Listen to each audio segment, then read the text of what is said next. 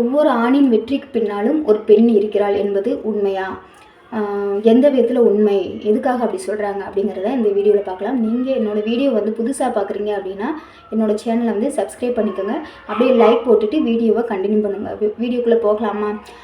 ஒவ்வொரு ஆணின் வெற்றிக்கு பின்னாலேயும் ஒரு பெண் இருக்கிறாள் அப்படிங்கிறது அந்த வசனம் வந்து கேட்குறதுக்கு ஈஸியாக இருக்குது. அது வசனமாக தான் பார்க்குறவங்களும் இருக்காங்க. ஆனால் வந்து அது சும்மா சொல்லலை, சரிங்களா? இதில் ஒரு பெரிய உண்மை இருக்குங்க. அது என்ன அப்படின்னா, அந்த பெண் வந்து நம்மளோட அம்மாவாக இருக்கலாம், மனைவியாக இருக்கலாம், இல்லை சகோதரியாக இருக்கலாம், இல்லை வந்து தோழியாக கூட இருக்கலாம், சரிங்களா? ஆனால் அவங்க கொடுக்குற அந்த உளவியல் ரீதியான என்னன்னா சப்போர்ட்டு தான் ஒரு ஆணை வந்து தைரியமாக ஜெயிக்க வைக்குது, சரிங்களா? இதை புரிஞ்சுக்கிட்டாவே போதும்.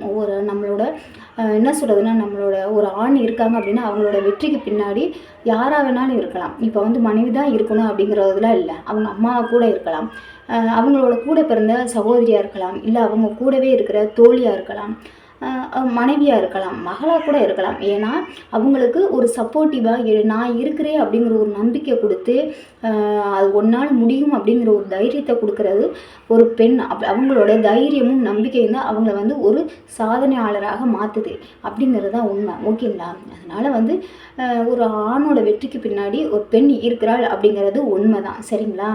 உலகம் முழுக்க அவனை எதிர்த்தாலுமே நான் இருக்கிறேன் நீ போன்னு அந்த சொல்கிற ஒரு நம்பிக்கை தாங்க அவங்களோட ஆகச்சிறந்த பலமாக இருக்குது, சரிங்களா? உலகமே வந்து எதிரியாக இருந்தாலுமே நீ தைரியமாக இரு, நான் இருக்கிறேன், உன்னை யார் எதிர்த்தாலும் பரவாயில்லை, நான் உனக்கு துணையாக நிற்கிறேன், நீ எது செஞ்சாலும் வெற்றியாக தான் முடியும் அப்படின்னு சொல்லிட்டு ஒரு தைரியத்தை, ஒரு தன்னம்பிக்கையை கொடுக்கறது வந்து அந்த ஒரு பெண் தான், சரிங்களா? அது யாராக வேணாலும் இருக்கணும்னு சொல்லிட்டு அந்த ஒரு பெண்ணோட தைரியமும் அவங்க கொடுக்குற ஒரு தன்னம்பிக்கையும் தான் அவங்களுக்கு ஒரு பலத்தை கொடுக்குது. அதுதான் அந்த உலகத்திலே எல்லாத்தையும் விட ஒரு ஆகச்சிறந்த பலமாக இருக்குது அவங்களோட அந்த நம்பிக்கை, சரிங்களா?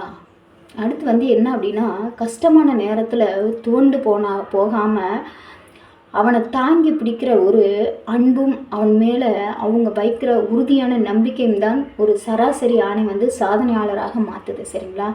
அதாவது பல தோல்விகளை கண்டதுக்கப்புறமும் அவங்க நம்ம எது செஞ்சாலும் அது வெற்றியாக முடியாது, இது வந்து நம்மளுக்கு இது தேவையில்லை அப்படின்னு ஒதுக்கி தூண்டு போன நிலையிலும் கூட அவங்கள தாங்கி பிடிச்சி ஒரு சப்போர்ட்டிவாக, அதாவது என்ன சொல்கிறது, நான் இருக்கேன், இதெல்லாம் கண்டு நீ வந்து ஃபீல் பண்ணாத, சரியா?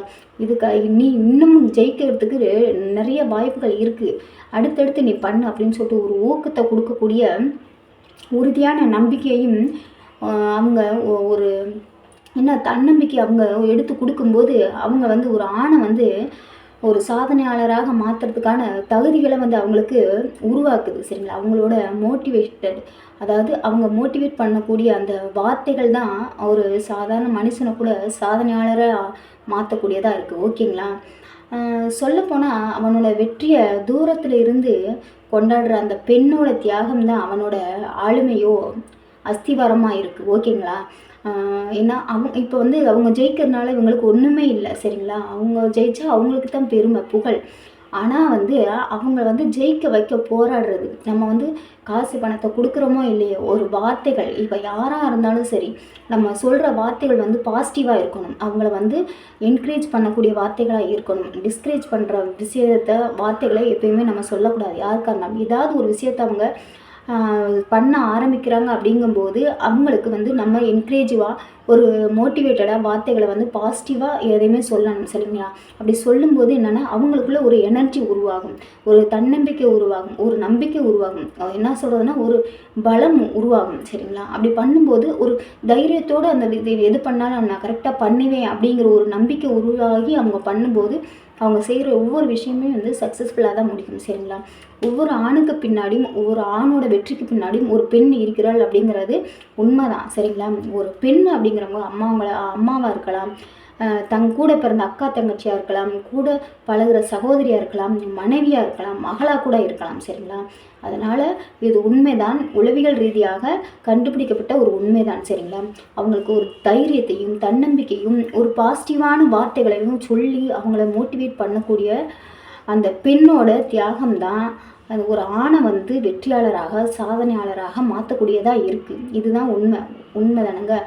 உங்கள் வீட்டில் அதே மாதிரி உங்களுக்கு யாராவது மோட்டிவேட் பண்ணி அதாவது என்கரேஜ் பண்ணி ஏதாவது ஒரு விஷயத்தில் உங்களுக்கு பண்ணியிருக்காங்களா? நீங்கள் ஏதாவது ஒரு விஷயத்தில் ஜெயிச்சிருக்கீங்களா?